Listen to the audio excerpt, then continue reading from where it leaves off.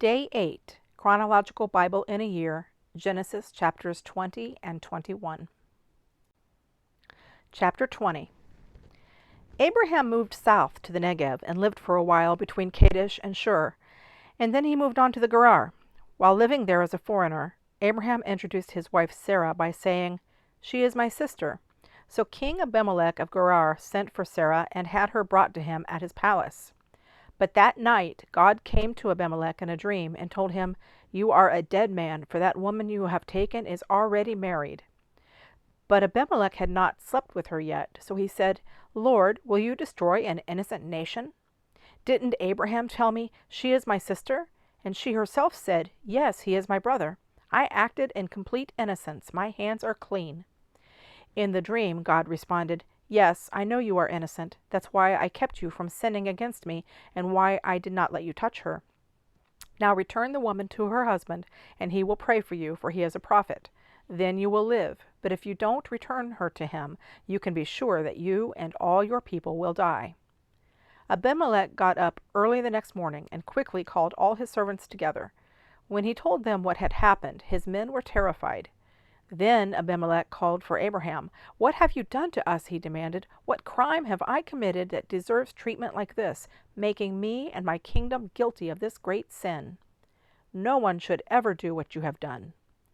Whatever possessed you to do such a thing?" Abraham replied, "I thought, this is a godless place. They will want my wife and will kill me to get her. And she really is my sister, for we both have the same father but different mothers. And I married her. When God called me to leave my father's home and to travel from place to place, I told her, 'Do me a favor. Wherever we go, tell the people that I am your brother.'" Then Abimelech took some of his sheep and goats, cattle, and male and female servants, and he presented them to Abraham. He also returned his wife Sarah to him. Then Abimelech said, "Look over my land and choose any place where you would like to live." And he said to Sarah, "Look, I am giving your brother 1,000 pieces of silver in the presence of all these witnesses. This is to compensate you for any wrong I may have done to you.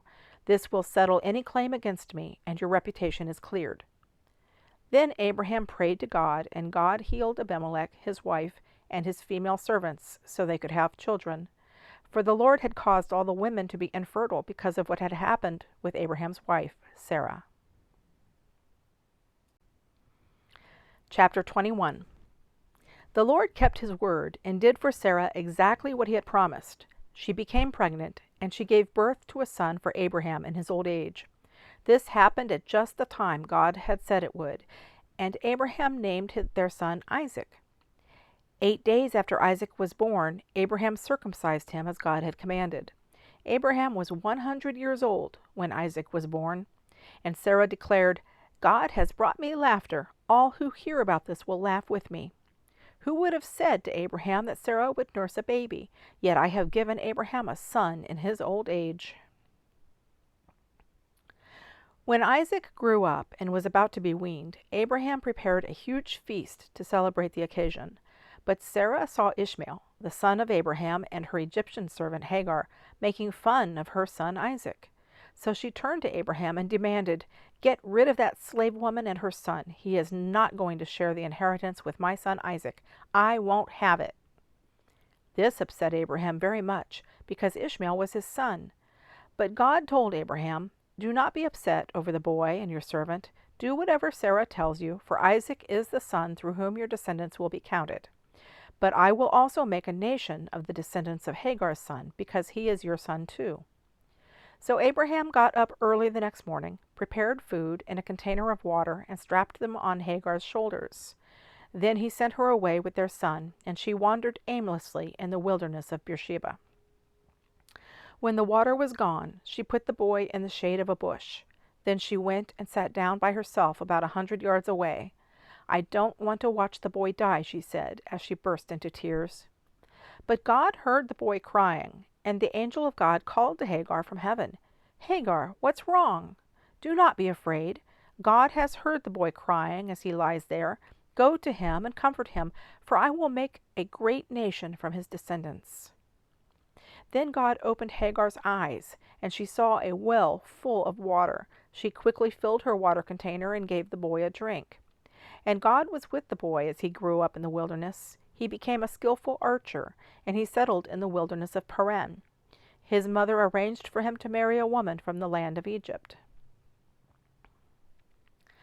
About this time, Abimelech came with Phicol, his army commander, to visit Abraham.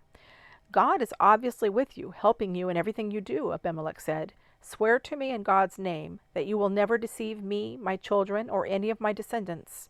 I have been loyal to you, so now swear that you will be loyal to me and to this country where you are living as a foreigner. Abraham replied, Yes, I swear to it. Then Abraham complained to Abimelech about a well that Abimelech's servants had taken by force from Abraham's servants. This is the first I've heard of it, Abimelech answered. I have no idea who is responsible. You have never complained about this before. Abraham then gave some of his sheep, goats, and cattle to Abimelech, and they made a treaty. But Abraham also took 7 additional female lambs and set them off by themselves. Abimelech asked, Why have you set these 7 apart from the others? Abraham replied, Please accept these 7 lambs to show your agreement that I dug this well. Then he named the place Beersheba, which means well of the oath, because that was where they had sworn the oath.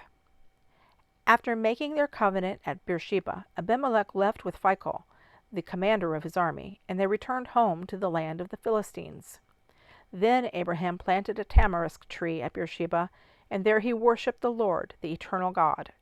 And Abraham lived as a foreigner in Philistine country for a long time.